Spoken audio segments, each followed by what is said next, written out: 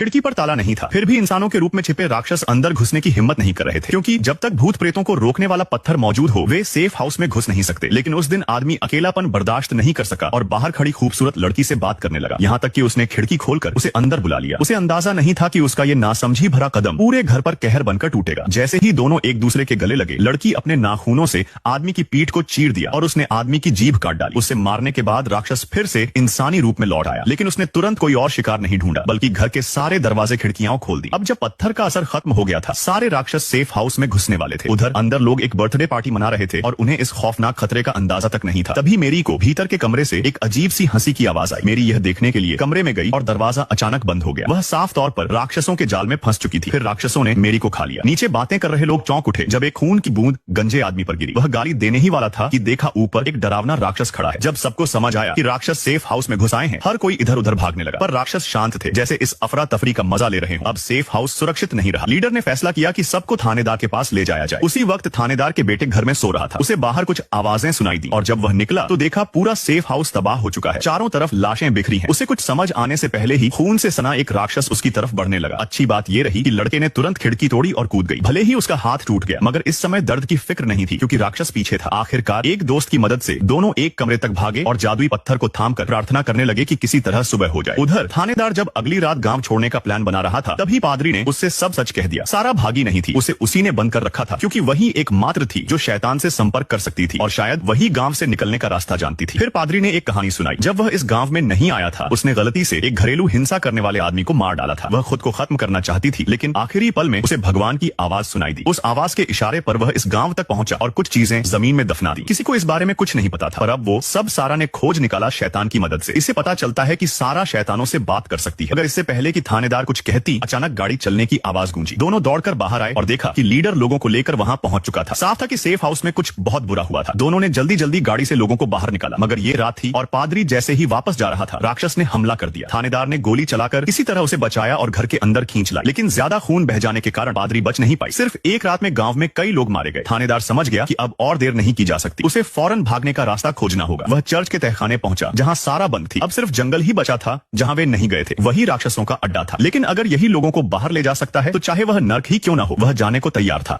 दोस्तों वीडियो कैसी लगी? वीडियो अगर अच्छी लगी हो तो लाइक शेयर सब्सक्राइब करें, फॉलो करें और नेक्स्ट पार्ट के लिए कमेंट करें। नेक्स्ट पार्ट तो आपको जल्दी नेक्स्ट पार्ट मिल जाएगा भाई लोग।